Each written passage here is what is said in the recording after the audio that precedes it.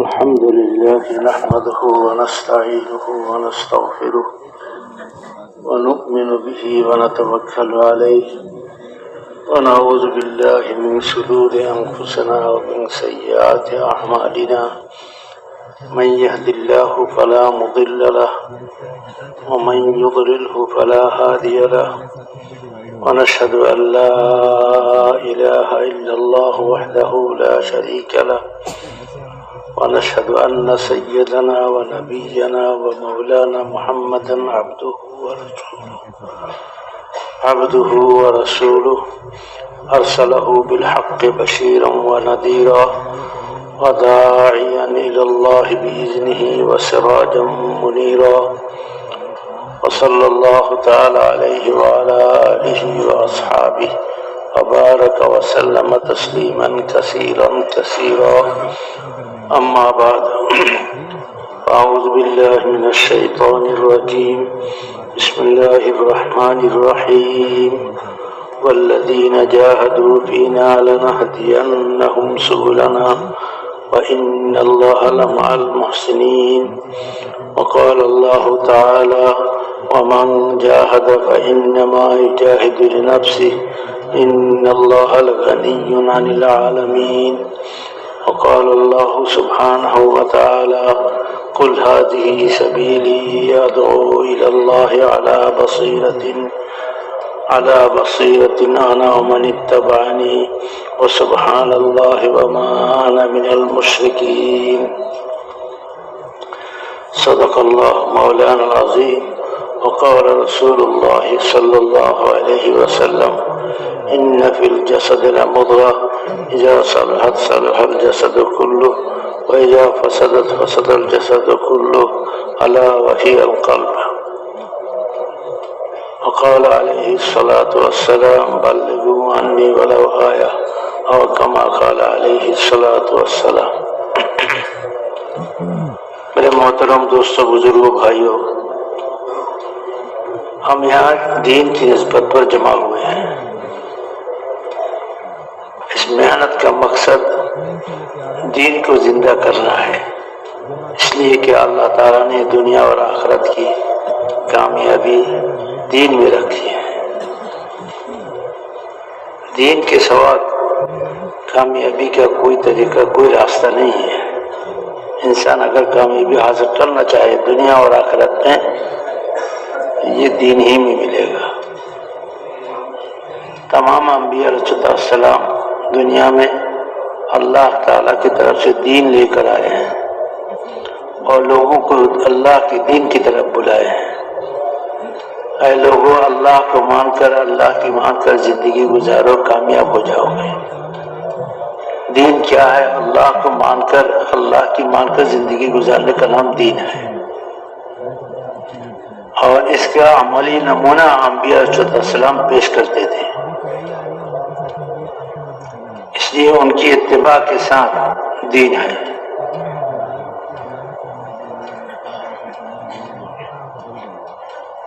جب ہم اپنی زندگی دین کے مطابق گزاریں گے تو اللہ تعالی ہمیں دنیا اور آخرت میں کامیاب کر دیں گے۔ کامیابی چیزوں کی کثرت اور قلت پر نہیں ہے، کامیابی ناکامی کا دار و مدار دین کا ہونا نہ ہونا یہ ہے۔ اگر دین زندگیوں میں ہے، اس کے پاس اگر مال نہ ہو، اسباب نہ ہو، تو اللہ تعالیٰ کا وعدہ ہے کہ اللہ انہیں کامیاب کر دیں گے۔ صحابہ بغیر مال کے اور اسباب کی قلت کے اور اپنے عادت کے قلت کے باوجود صحابہ کامیاب رہے، اس لیے کہ ان کی زندگیوں میں دین تھا۔ تو ہماری اس چلت پھرت، ہماری اس محنت کا مقصد دین کا زندہ کرنا، اپنی زندگیوں میں دین آوے، پوری دنیا میں دین زندہ ہو جاوے، سارے دنیا کے انسانوں میں دین آوے۔ ہمارے حضرت جی رحمۃ اللہ علیہ فرمایا کرتے تھے کہ دین کا سیکھنا، دین پر چلنا اور دین کو پھیلانا، یہ ہمارا کام ہے۔ اس امت کا کام ہے۔ اپنی ذات سے ہر انسان دین کو سیکھے اور پھر اس پر خود عمل کرے اور پھر اس کو پھیلائے ساری دنیا میں۔ جب سے اللہ تعالیٰ نے انسان کو دنیا میں بھیجنا شروع فرمایا، ساتھ ساتھ اللہ تعالیٰ نے انبیاء و تسلیمات کو بھی دنیا میں بھیجنا شروع فرمایا۔ دعوت کا وجود، دین کا وجود، دین کے وجود کے لیے دعوت کی وجود ضروری ہے کہ دعوت سے دین زندہ ہوتا ہے۔ دعوت نہیں ہوتا ہے تو دین مٹ جاتا ہے۔ ہر زمانے میں اللہ تعالیٰ نے دین کو زندہ کرنے کے لیے نبیوں کو دعوت کی محنت دے کر بھیجا۔ نبی تشریف لاتے تھے تو نبی کی محنت سے دین دعوت زندہ ہوتا تھا اور دعوت کی برکت سے دین زندگیوں میں آتا تھا، اور دین کی آنے کی وجہ سے زندگیوں میں سکون آتا تھا، انصاف آتا تھا، محبتیں الفتیں پیدا ہوتی تھی، اور جو ہے آپس کی بھائی چارگی پیدا ہوتا تھا دین کی وجہ سے۔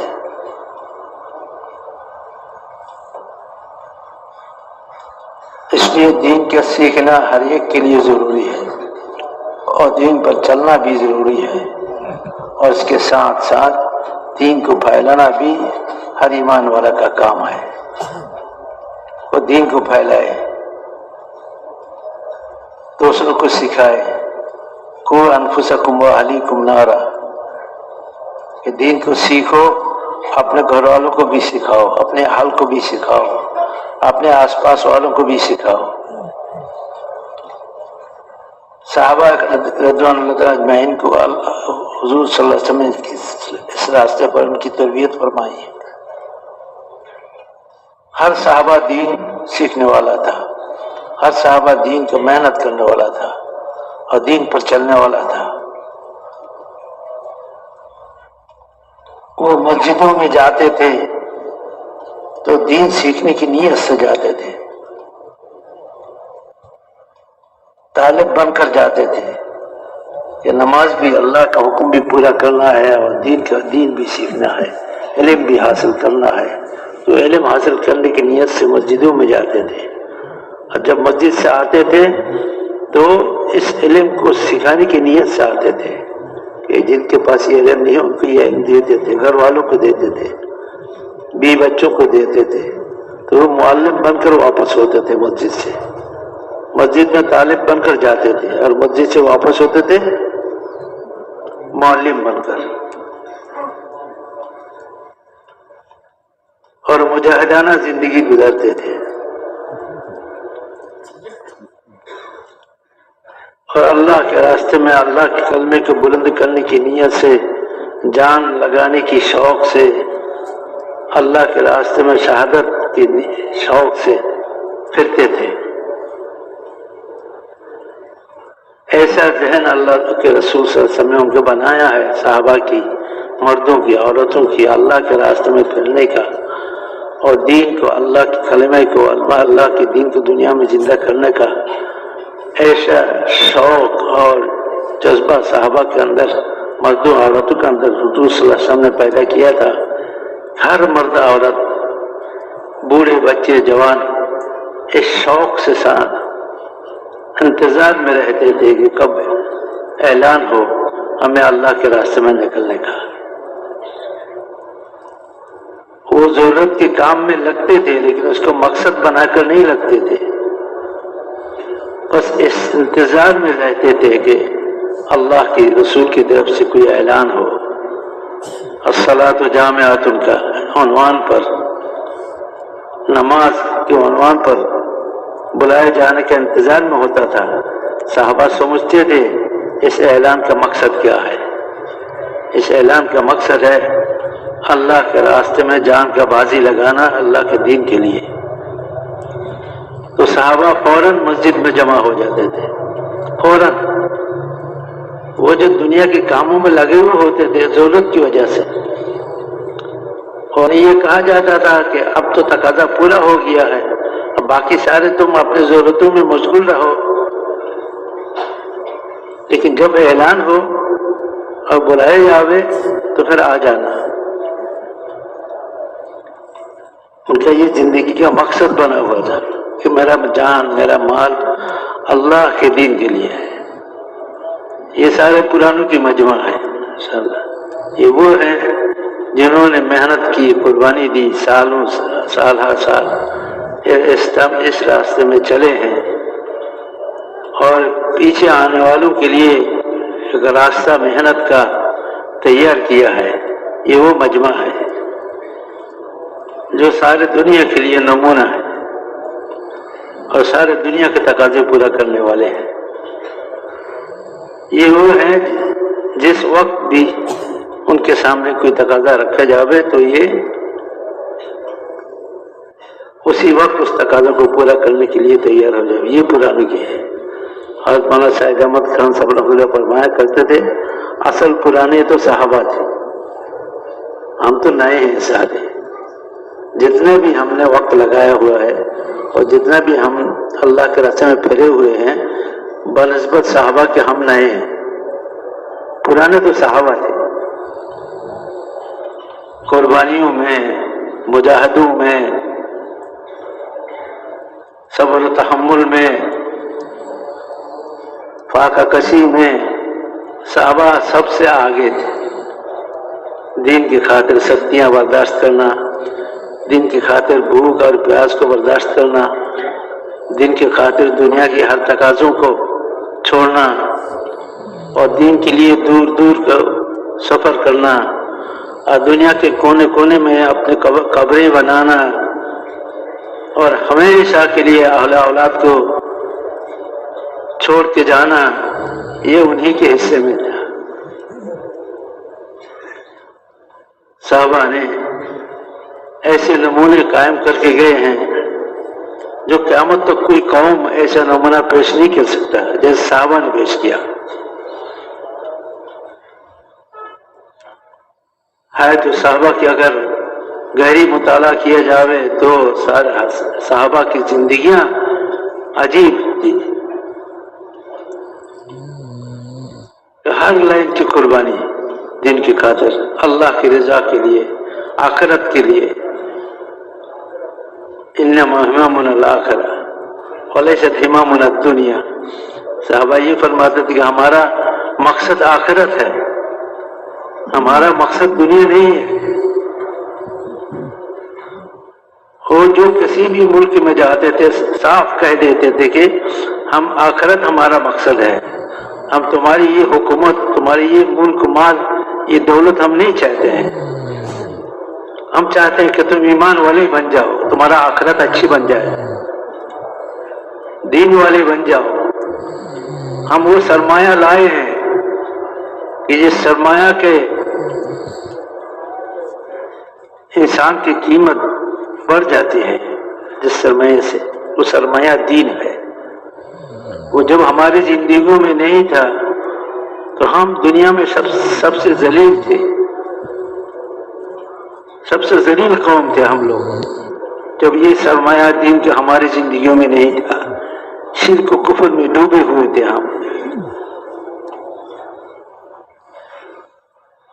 ہم اچھے برے میں فرق نہیں کر سکتے تھے، حلال حرام کی ہم تمیز نہیں کر سکتے تھے، انصاف اور ظلم میں ہم فرق نہیں کر سکتے تھے، ہمیں بھائی چارگی نہیں تھا، ہم ظالمانہ زندگی گزرتے تھے، اپنی قوت اور بلبوت پر ہم چلتے تھے، اور کوئی آس پاس کے ملک والے بھی ہم پر حکومت کرنے نہیں چاہتے تھے، ہم اتنے گرے ہوئے تھے۔ لیکن رسول اللہ صلی اللہ علیہ وسلم نے اللہ کی طرف سے دین لایا، جس دین کی برکت سے ہمیں اللہ نے دین کو نواز کر ہمیں اللہ تعالیٰ نے عزت دی۔ ہم گرے ہوئے لوگ تھے، ہم یہ چاہتے ہیں کہ یہ سرمایہ تم بھی حاصل کرو، تم بھی اپنی زندگی میں دین کو لاؤ اور دنیا اور آخرت میں کامیاب ہو جاؤ۔ مومن صرف اپنی ذات کی فکر نہیں کرتا ہے، بحیثیت حضور صلی اللہ علیہ وسلم کی امت ہونے کے وہ پوری امت کا فکر کرتا ہے۔ اتنا فکر صرف نہیں کرتا کہ بھائی میرے ذات میں دین آوے، بلکہ ان کا فکر یہ ہوتا ہے کہ پوری دنیا میں بسنے والے انسانوں میں دین آوے۔ اتنا فکر صرف نہیں کرتا ہے کہ بھائی میں جہنم کی آگ سے بچ جاؤں،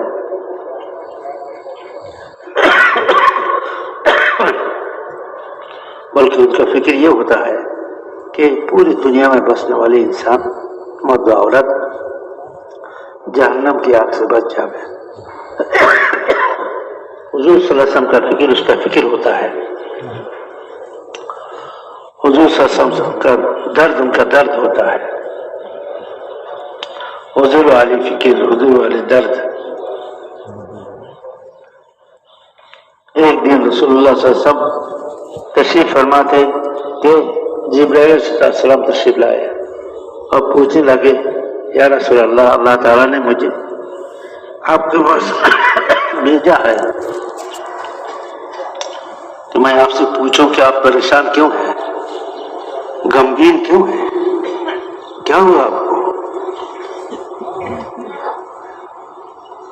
تو حضور نے فرمایا بھائی جبریل، مجھے اپنے امت کی پریشانی بڑھ رہی ہے، مجھے اپنی امت کی غمگینی بڑھ رہی ہے کہ موت کے بعد ان کو کیا ہوگا، یعنی آخرت میں ان کو کیا ہوگا، یہ پریشانی مجھے بڑھ رہی ہے میری امت کی۔ بحیثیت امت ہونے کے نبی کی فکر اور نبی کی درد اور نبی کی غم بھی ہماری غم بنے، فکر بنے، اس لیے کہ ہمارے نبی کے بعد کوئی نبی آنے والا نہیں ہے۔ ہر زمانے کی انسانوں کو راہ دکھلانے کے لیے، گمراہ انسانوں کو راستہ دکھلانے کے لیے اللہ تعالیٰ نے نبیوں کا سلسلہ جاری فرمایا ہے۔ اب ہمارے نبی پر اللہ تعالیٰ نے نبیوں کے سلسلے کو منقطع فرما دیا ہے، بند فرما دیا ہے، اب ان کے بعد کوئی نبی آنے والا نہیں ہے۔ اب یہ امت ہے ذمہ دار اس کا۔ قل ھذہ سبیلی ادعو الی اللہ علی بصیرۃ انا ومن اتبعنی اے ومن آمن بی، جو بھی ہم مجھ پر ایمان لاوے کہ میں اللہ کا نبی ہوں اور آخری نبی ہوں، تو اس کی ذمہ داری ہے یہ کہ وہ میری والے کام کو اپنائے اور میری والے مقصد کو مقصد بنائے، میری والے فکر درد کو فکر درد بنائے۔ صحابہ کی حضور صلی اللہ علیہ وسلم نے تربیت فرمائی اسرائیل میں، ہر صحابی مرد و عورت کا وہ فکر، وہ درد تھا جو حضور کے دل میں تھا، وہ کڑھل تھی جو کے دل میں تھی امت کی۔ یہ وہ مجموعہ ہے 3 چلے دیے ہوئے، ہر سال 3 چلے لگانے والے، ملکوں کے سفر کرنے والے، سالوں سے اس راستے میں قربانیاں دینے والے، یہ مجموعہ ہے۔ اگر ایک مجموعہ اس صفات کے ساتھ متصف ہو کر قائم ہو جائے، کھڑے ہو جائے کہ صحابہ جس نہج کے ساتھ محنت کو کیا ہے، اس طریقے کے ساتھ محنت کو کیا ہے، اور جس جذبہ اور شوق کے ساتھ محنت کیا ہے، اور اس محنت کے ہر تقاضے کو پورا کیا ہے، ہر حال میں ہم بھی انشاءاللہ ہر حال میں اس کام کی، اس محنت کے تقاضوں کو پورا کریں گے۔ تو اس عزم کے ساتھ، جذبے کے ساتھ، شوق کے ساتھ یہ مجمع اگر نمونہ بنتا ہے پورا امت کے لیے، کیا بعید ہے کہ اللہ اس مجمع کو پورا امت کی ہدایت کا ذریعہ بنا دے۔ یہ کوئی مشکل بات نہیں ہے اللہ کے لیے۔ کم من فئۃ قلیلۃ غلبت فئۃ کثیرۃ باذن اللہ۔ تھوڑی سی مجموعہ اگر صفات کے اعتبار سے، باعتبار ایمان کے، باعتبار عبادت اور بندگی کے، اعمال کے، علم کے اور ذکر کے، اور باعتبار حسن اخلاق کے، حسن معاملات اور حسن معاشرت کے، اور باعتبار اخلاص للہیت کے، باعتبار اپنے جان و مال کی قربانی کے، اگر یہ مجموعہ نمونہ بن جاوے جیسا کہ صحابہ نمونہ بنے تھے، صحابہ ساری دنیا کے لیے کافی ہو گئے تھے، تو حضور صلی اللہ علیہ وسلم کے دنیا سے جانے کے بعد یہ صحابہ پوری دنیا میں پھیل گئے، پوری دنیا میں پھیل گئے، اور ان کی قربانیوں سے، ان کی مجاہدوں سے، ان کی دور دور کے سفروں سے اللہ تعالیٰ نے پورے عالم میں دین کو زندہ فرمایا۔ تو اس زمانے میں بھی اگر وہ محنت زندہ ہو جائے ان صفات کے ساتھ جن صفات کے ساتھ صحابہ نے اس محنت کو کیا تھا، جس طرح صحابہ نے اس محنت کو حضور سے سیکھا تھا اور حضور کی زیر تربیت رہ کر اس محنت کو سیکھ کر کیا تھا، اگر ہم بھی اپنے بڑوں کی بتائی ہوئی ترتیب سے اور ان کے زیر نگرانی رہ کر اس محنت کو سیکھ کر اسی ترتیب سے ہم محنت کرنے والے بن جائے، یہ کوئی بعید نہیں، اللہ کی رحمت سے کوئی ناممکن نہیں کہ اللہ اس مجمع کو پورے عالم کی ہدایت کے لیے اللہ تعالیٰ ذریعہ بنا دے۔ کوئی مشکل ہے؟ کوئی مشکل نہیں، سب ہماری ہمت کی بات ہے، ہم ہمت کریں اور اپنے آپ کو جو ہے اس کام کے لیے فارغ کریں، اس کام کے لیے فارغ کریں۔ فارغ تو ہونا ہی ہے، بہت سارے مشغول آدمی بھی فارغ ہو جاتے ہیں، اتنے مشغول آدمی بھی دنیا میں ہے کہ جن کو مرنے کا بھی فرصت نہیں ہے لیکن مرتا ہے۔ بعض آدمی ایسا کہتا ہے کہ میں اتنا مشغول ہوں، کیا میں آپ سے بات کروں، مجھے تو مرنے کی بھی فرصت نہیں، لیکن بعد میں خبر پہنچتی ہے کہ ان کا وہ بھی چل بسے، وہ بھی گئے۔ یہ دنیا رہنے کا جگہ نہیں، یہاں کوئی نہیں رہ سکتا، جانا ہے، فوج کرنا ہے ہر ایک کو، لیکن خوش قسمت کون ہے؟ الکیس من دان نفسہ عمل لما بعد الموت۔ عقل مند وہ آدمی ہے جس نے اپنے نفس پر قابو پا لیا، اپنے نفس کی اصلاح کر لیا اور موت کے بعد آنے والی زندگی کے لیے تیاری کے لیے۔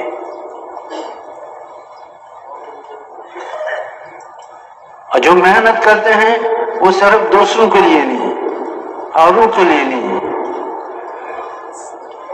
یہ حساب نہیں لگاتے ہیں کہ میری محنت سے کتنی کی زندگی بنی اور میری محنت سے کتنے کام میں لگے، بلکہ وہ حساب یہ کرتے ہیں کہ محنت سے میرا زندگی کتنا بنا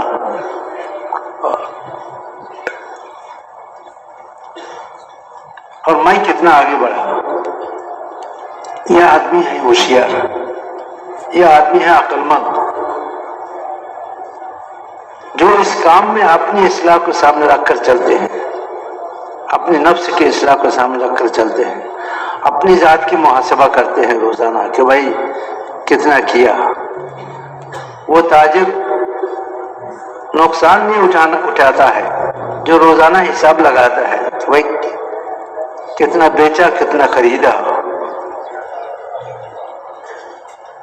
اور کتنا بچا۔ جو تاجر اس کا حساب نہیں لگاتا ہے وہ تاجر زیادہ دن چل نہیں سکتا، وہ کسی ایک وقت بیٹھ جاتا ہے نقصان کی وجہ سے۔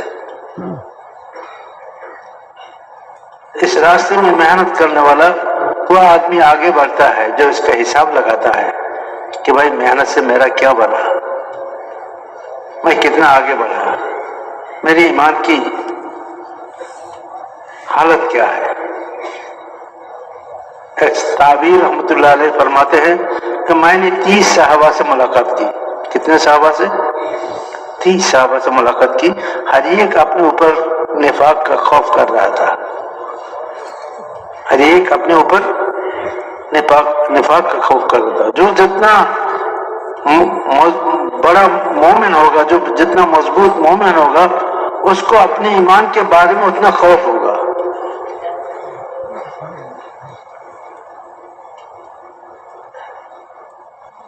ایمان میں جتنا کمال آئے گا ان کو اتنا خوف لاحق ہوگا ایمان کے بارے میں. حضرت حنظلہ رضی اللہ تعالیٰ عنہ ایک صحابی ہیں جو گھر میں اپنی بیوی بال بچوں کے ساتھ بیٹھے ہوئے تھے، تو اپنے دل کی حالت کو دیکھا کہ وہ حالت نہیں رہا دل میں، جو نہیں رہی جو حضور صلی اللہ علیہ وسلم کے مجلس میں رہتے ہیں. تو وہ یہ کہہ کر گھر سے نکلے کہ نافق حنظلہ منافق ہو گیا ہے. حضرت ابوبکر رضی اللہ تعالیٰ عنہ اس راستے سے جا رہے تھے. انہوں نے پوچھا کہ حنظلہ کیا کہہ رہے ہو؟ تو اس نے کہا کہ میں تو منافق ہو گیا ہوں. کیسے؟ میں جب رسول اللہ علیہ وسلم کے دربار میں ہوتا ہوں تو دل کا ایک حالت ہوتا ہے، جنت سامنے ہوتا ہے، جہنم سامنے ہوتا ہے، آخرت موت کے بعد زندگی سامنے ہوتا ہے، اللہ جل شانہ کا استحضار دل میں ہوتا ہے.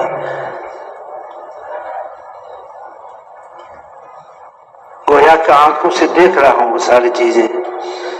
لیکن جب اپنی بیوی بال بچوں میں آتا ہوں تو یہ حالت باقی نہیں رہتی. تو حضرت ابوبکر رضی اللہ تعالیٰ نے کہا کہ بھائی یہ حالت تو میری بھی ہے. تو پھر چلو رسول اللہ صلی اللہ علیہ وسلم کے پاس. حالانکہ ابوبکر رضی اللہ تعالیٰ عنہ کون تھے؟ جن کے ایمان کے بارے میں یہ کہا گیا کہ اگر ان کے ایمان کو ایک پلڑے میں رکھ دیا جاوے، تمام ایمان والوں کے ایمان ایک پلڑے میں رکھ دیا جاوے، تو حضرت ابوبکر رضی اللہ تعالیٰ عنہ کی پلہ جھک جائے گا.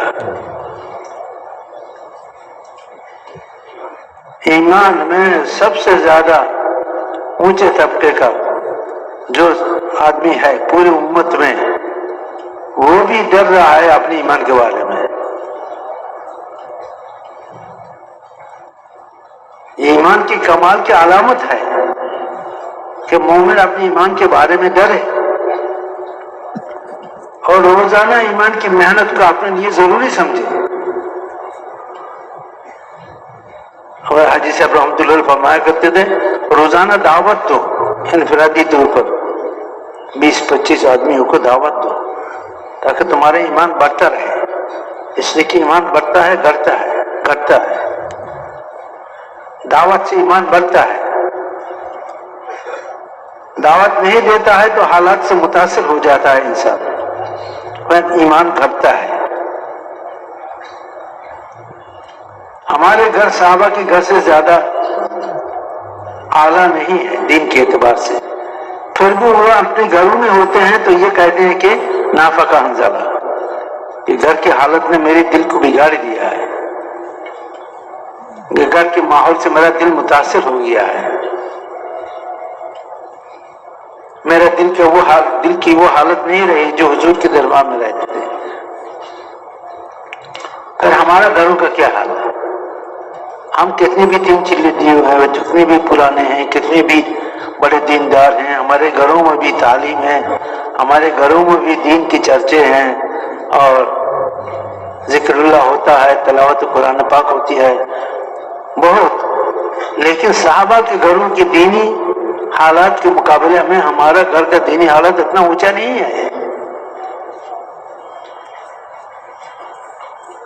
پھر بھی وہ اپنے گھروں سے یہ کہہ کر نکلتے تھے ہاں نافق حنظلہ.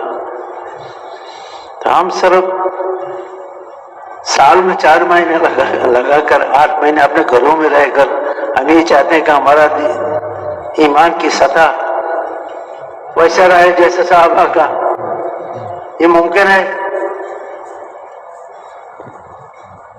اس لیے میرے بھائی اور بزرگوں، روزانہ محنت گھر کی، مسجد کی، اپنے محلے کی، اپنے لیے کام بڑھانے کے لیے، اپنے کو بڑھانے کے لیے، اپنے ایمان کو بڑھانے کے لیے. جب ہمارا ایمان بڑھے گا تو ہمارا کام بھی بڑھے گا. محنت کرنے والا کا ایمان بڑھے گا تو کام بھی بڑھے گا. ہر ایک اپنے ایمان کو بڑھانے کی کوشش کر رہے ہیں، اپنے یقین کو صحیح کرنے کی کوشش کر رہے ہیں. چیزوں سے ہونے کا یقین، اللہ کے غیر سے ہونے کا یقین، یہ ایک فاسد چیز ہے جو انسانی اعمال کو بگاڑ دیتے ہیں. یہ غلط یقین، چیزوں سے ہونے کا، اسباب سے ہونے کا یہ یقین انسانی اعمال کو بگاڑ دیتا ہے. یہ غلط یقین ہے. اور انسانی اعمال کو سدھارنے والا اور انسانی ماحول کو سدھارنے والا جو یقین ہے وہ کیا ہے کہ اللہ کی ذات سے سب کچھ ہونے کا یقین. اللہ کی ذات سے سب کچھ ہونے کا یقین، یہ ہے انسانی ماحول کو سدھارنے والی چیز.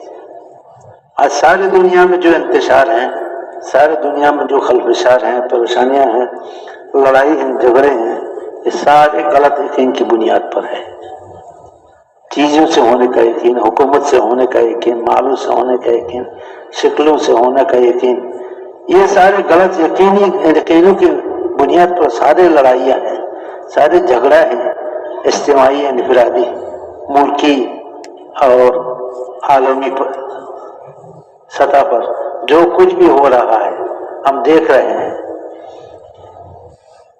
اور اپنے سماج میں، اپنے گھروں میں، ہر جگہ جو انتشار ہے وہ سارے انتشار اس کی وجہ سے ہے. تجارتوں میں، کاروبار میں، زراعتوں میں، دفتروں میں جو انتشار ہیں وہ اس فاسد یقین کی وجہ سے ہے. جتنی خرابیاں وجود میں آتی ہے وہ یقین کی فساد کی وجہ سے وجود میں آتی ہے، اور جتنا اچھائیاں اور بھلائیاں وجود میں آتی ہے وہ صحیح یقین کی وجہ سے آتی ہے. ان فی الجسد لمضغہ اذا صلحت صلح الجسد کلہ واذا فسدت فسد الجسد کلہ الا وہی القلب. انسان کے بدن میں ایک لوتڑا ہے، گوشت کا ٹکڑا ہے، وہ جب صحیح ہو جاتا ہے تو پورا بدن صحیح ہو جاتا ہے.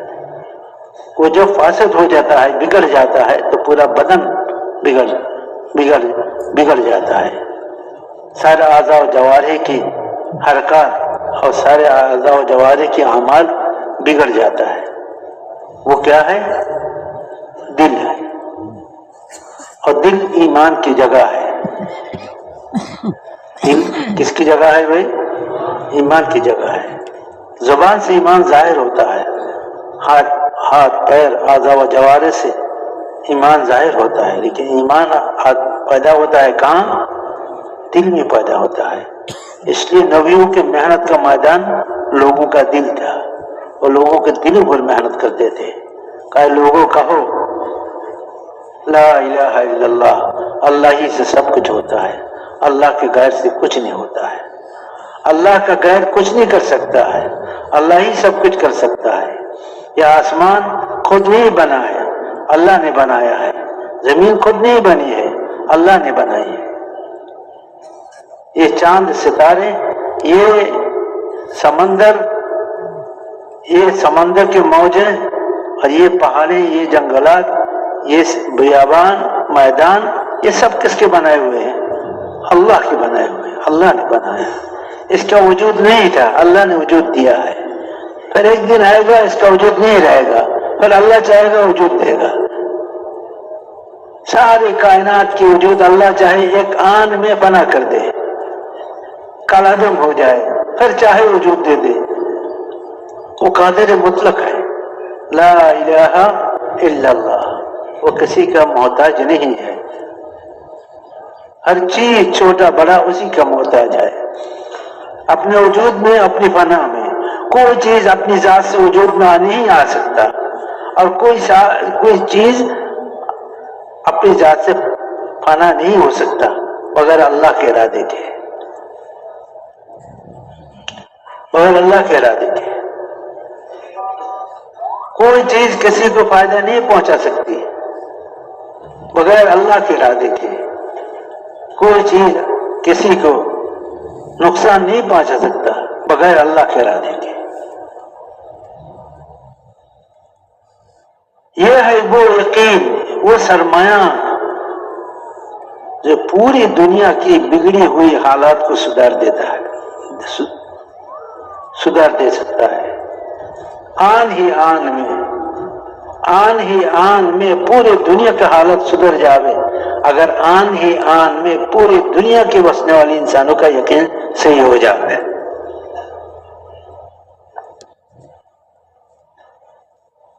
جو لڑائی، خونریز لڑائی، روزانی روزمرہ کے جو احوال ہم دیکھ رہے ہیں کہ ہر جگہ آگ جل رہا ہے، یہ اس کا فوری، اگر ہم چاہتے ہیں کہ یہ فوری طور پر یہ ختم ہو جائے اور پوری دنیا میں سلامتی اور اطمینان قائم ہو جاوے اور بھائی چارگی قائم ہو جاوے، تو اس کا ایک ہی راستہ ہے کہ لا الہ الا اللہ، کہ یقین کو صحیح کر لو۔ ہمارے ایک بزرگ فرماتے ہیں کہ پورے دنیا کی مسئلہ حل ہونا ایک رات کا مسئلہ ہے۔ پوری دنیا کی مسئلہ حل ہونے کا یہ ایک رات کا مسئلہ ہے۔ اگر ایک رات میں پورے دنیا کے انسانوں کا یقین سدھر جاوے کہ اللہ ہی سے ہوتا ہے، اللہ کے غیر سے نہیں ہوتا ہے، اور کسی طریقے میں کامیابی نہیں ہے سوائے محمد صلی اللہ علیہ وسلم کے طریقے کے، یہ یقین صحیح ہو جاوے ساری دنیا کے انسانوں کی ایک رات میں، تو صبح سے پوری دنیا میں امن و سلامت کی ہوائیں چلنے لگے، دوستی اور محبتوں کی ہوائیں چلنے لگے، بھائی چارگی کی ہوائیں چلنے لگے، ظلم و ستم ختم ہو جاوے، امن و امان قائم ہو جاوے۔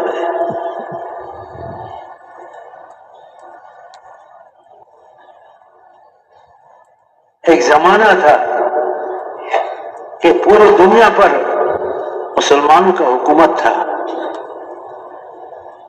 اور 400 سال تک، کتنے سال تک؟ 400 سال تک دنیا کے کافر و مشرک مسلمانوں کو دیکھ کر چلتا تھا، مسلمانوں کو دیکھ کر چلتا تھا، اور کسی کو یہ ہمت نہیں تھا کہ کسی مسلمان کی خون ریزی کرے، کسی مسلمان کو ظلماً قتل کرے۔ امن و امان اتنا قائم تھا، مسلمان تو مسلمان، کسی غیر مسلم کا بھی اپنی جان، مال اور آبری عزت کا کوئی خوف نہیں تھا۔ پوری دنیا 400 سال تک مسلمانوں کو دیکھ کر چل رہا تھا۔ حضور صلی اللہ علیہ وسلم کے انتقال کے بعد صحابہ، تابعین، تبع تابعین یہ زمانہ وہ سنہری زمانہ تھا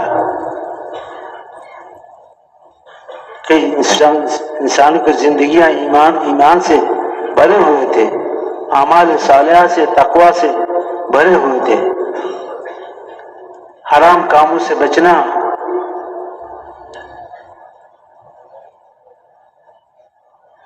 گناہوں سے بچنا، اور ہر قسم کی ظلم و ستم سے بچنا۔ کہ غیروں کے دلوں میں بھی ایمان والوں کا اتنا اعتماد تھا کہ ایک کافر باپ سفر میں جاتا ہے اور اس کا ایک نوجوان لڑکی اس کو کس کے پاس رکھ کے جائے گا، حالانکہ آس پاس میں انہی کے خاندان ہے، لیکن وہ بیوی اور شوہر دونوں مشورہ کرتے ہیں کہ کسی کے گھر میں بھی اس کو رکھ کے جانا معمول نہیں ہے، اس کو ہمارے پڑوس کی جو مسلمان گھر ہے اس گھر میں رکھ کے جاؤ، تو اس کی عزت کا آبرو کی حفاظت ہو جائے گی۔ کتنا اعتماد تھا مسلمانوں پر، اندر کی ایمان کی وجہ سے، اور سر سے لے کر پیر تک کے اعضاء و جواہری کی صحیح استعمال کی وجہ سے مسلمانوں کے بارے میں یہ اعتماد کافروں کے دل میں تھی۔ یہ لوگ صحیح چلنے والے ہیں، یہ لوگ انصاف کرنے والے ہیں، یہ لوگ ظلم نہیں کرتے، یہ لوگ جھوٹ نہیں بولتے، یہ لوگ دغا بازی نہیں کرتے۔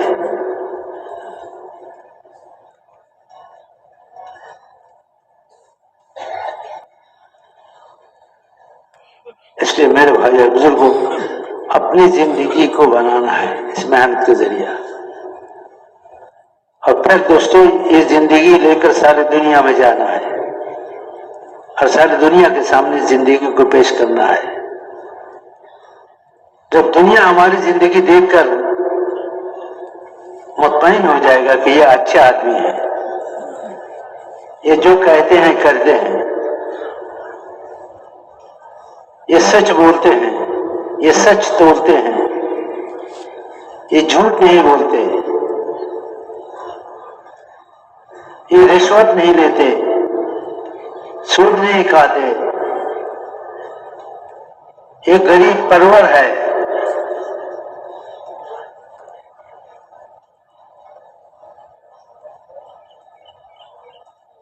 غریبوں کو مسکینوں کی حمایت کرنے والا ہے، تو پوری دنیا کے انسانوں کے دلوں میں مسلمانوں کی اعتماد پیدا ہو جائے گی۔ پھر جب ہم دنیا کو دعوت دیں گے، اے لوگوں لا الہ الا اللہ کہو کامیاب ہو جاؤ گے، تو لوگ فوج در فوج اسلام میں آنے لگیں گے۔ یہ اچھے آدمی ہیں، سچے ہیں۔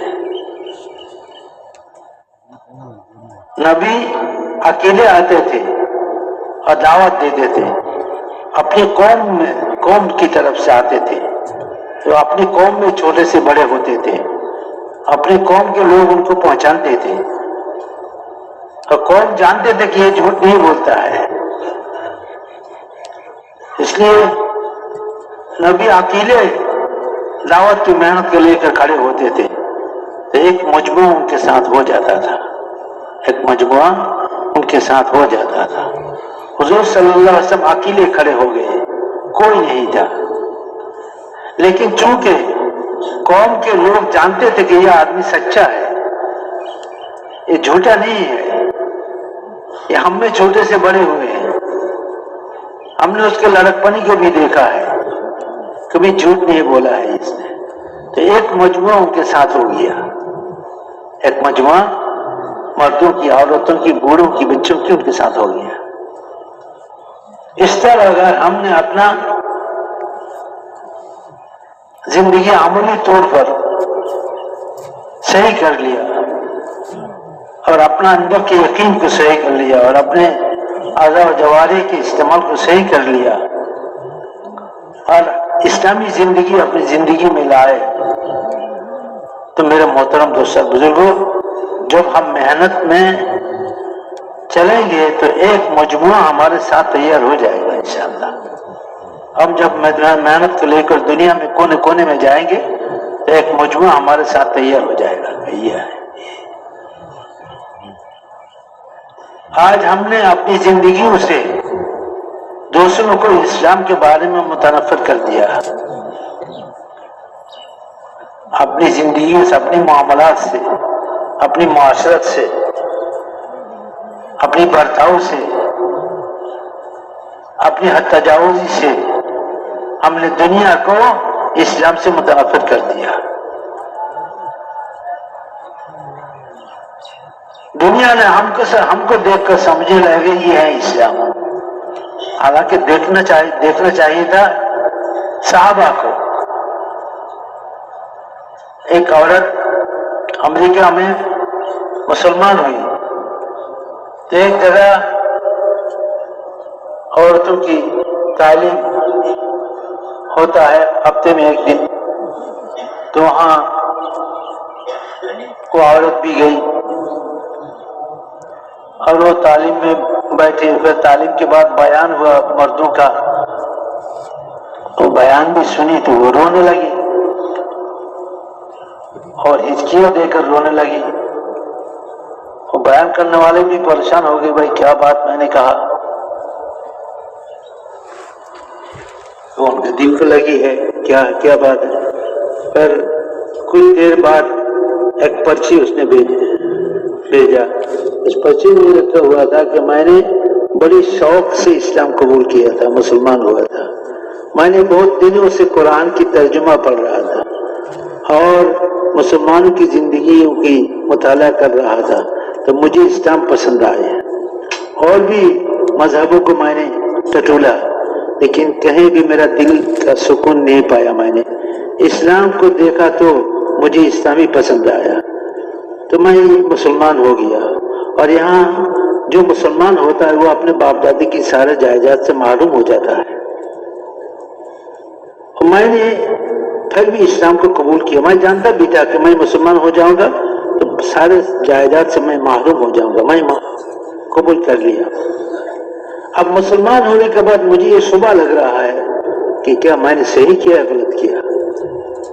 اس لیے کہ جب راستے میں میں چلتا ہوں تو دیکھتا ہوں مسلمانوں کو، تو ہماری اس زندگی کو، جس زندگی کو ہم چھوڑ کر آئے ہیں، اسلام کی خوشبو اور اسلام کی خوبصورتی کی وجہ سے ہم مائل اسلام کی طرف مائل ہوئے ہیں، یہ مسلمان اس ناپاک زندگی کو اپنے زبان سے چاٹ رہے ہیں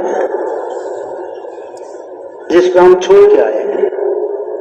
یہ اپنی زبان سے چاٹ رہے ہیں. اب مجھے شبہ پیدا ہو گیا کہ میں نے غلط کیا صحیح کیا، غلط کیا صحیح کیا. میں نے اپنے باپ دادی کے مذہب کو چھوڑ دیا. کیا بات ہے، کیا کروں، اس کا کیا حل ہے؟ مجھے اس کا حل بتا دیجیے، ورنہ میں بڑے پریشانی میں ہوں. تو اس اللہ کے بندے نے کہا کہ آپ نے ایک غلطی کی ہے. آپ موجودہ مسلمانوں کو دیکھ کر مسلمان ہوئے، حالانکہ آپ نے مطالعہ کیا صحابہ کی زندگی.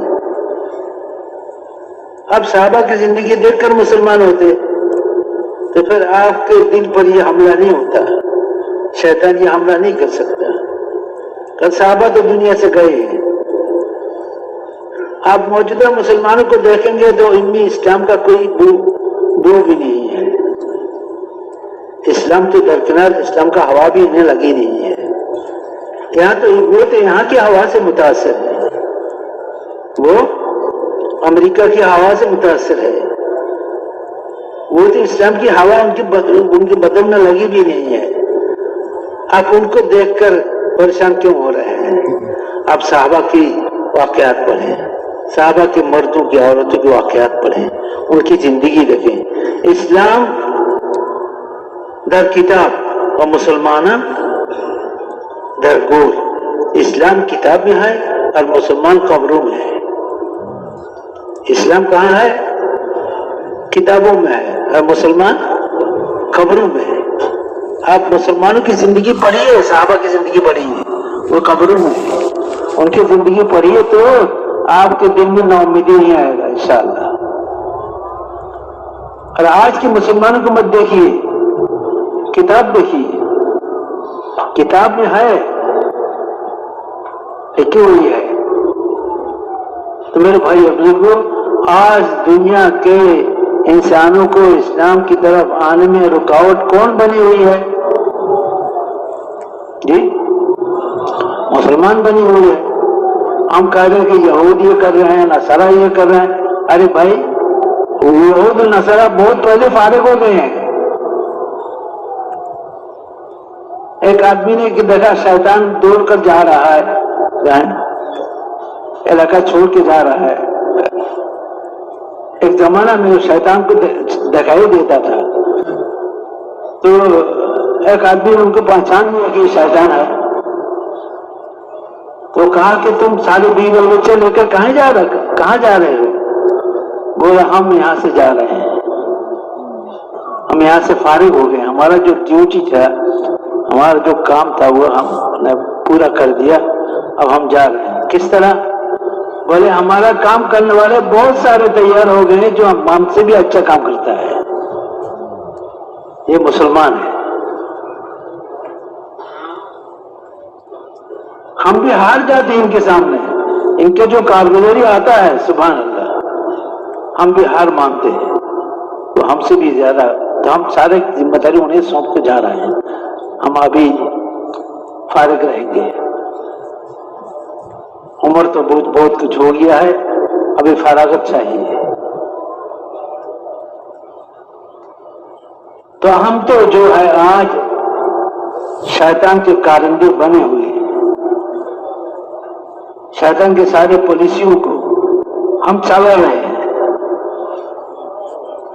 حالانکہ ہم وہ تھے جو رسول اللہ صلی اللہ علیہ وسلم کی پالیسیوں کو پوری دنیا میں چلانے والے تھے، اور شیطان کے سارے پالیسیوں کو فیل کرنے والے تھے ہم. صحابہ ایسے محنت کیے، ایسے قربانیاں دیے کہ شیطان کے سالوں کے 100 سالوں کے 1000 سالوں کی محنت پر پانی پھیر دیا. صحابہ نے ایسا محنت کیا کہ جو قسم کھا کے بیٹھے کہ میں مسلمان نہیں ہوں گا، میں مسلمان نہیں ہوں گا، قسم کھا کے بیٹھے. اللہ نے انہیں بھی ہدایت دی تھی، محنت اتنی کی صحابہ نے.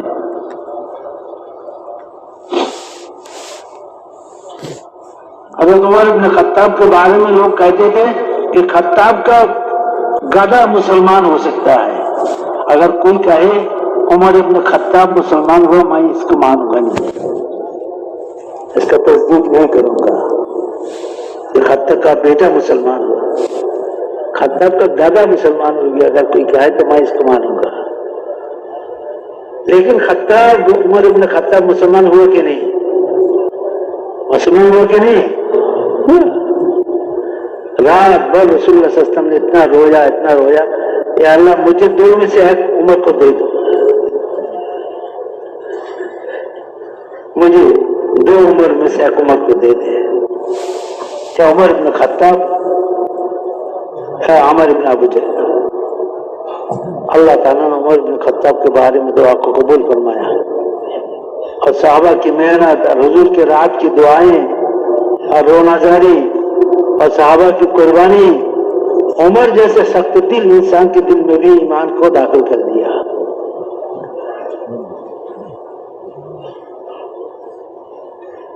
یہی وہی راستہ ہے، یہ دعوت والی راستہ. ہم پوری دنیا میں اس محنت کو لے کر پھریں گے انشاءاللہ، پوری دنیا میں. جو آزار اور احوال سامنے آتا ہے اس کو ہم اللہ کے حوالے کر دیں. آزار و احوال اللہ کے سامنے پیش کر دیتے ہیں. اللہ ہمارے احوال کو سدھارے گا، ہمارے مسائل کو حل فرمائے گا. زندگی بھر ہم نے اس محنت میں جب سے لگے ہیں یہی رکھتے جا رہے ہیں، یہی ایک آواز ہم لگاتے جا رہے ہیں کہ کرنے والی ذات اللہ کی ہے. چیزوں سے کچھ نہیں ہوتا، شکلوں سے کچھ نہیں ہوتا. جو بھی مسئلہ ہو 2 رکعت نماز پڑھ لو، اللہ سے مانگ لو، اللہ تمہاری مسئلہ حل کر دے گا. یہ ہم رٹ رہے ہیں سالہ سال.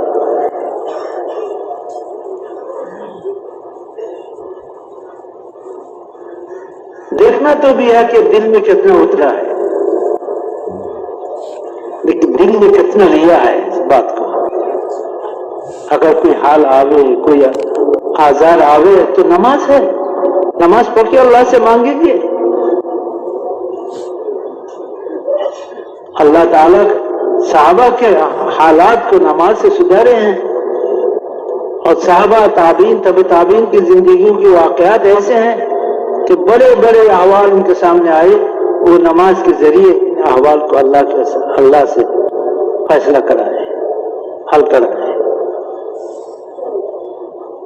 آج بھی وہ اللہ ہے کہ نہیں؟ آج بھی وہ اللہ اپنی شان کے ساتھ ہے، اپنی بڑائی کے ساتھ ہے، اپنی صفات کے ساتھ ہے. اللہ ہے. ضرورت ہے کہ یہ یقین دل میں اتر جائے. मेरे भाई बुजुर्ग और दोस्तों, पूरी दुनिया में इस बात को लेकर फैलने की जरूरत है, और इसके लिए ये मजमुआ है, सबसे बेहतरीन मजमुआ है, कुरानों का है, कुर्बानी देने वालों का है, और बहुत सालों से इस राह में चल रहे हैं। इस राह की ऊंच नीच को समझते हैं।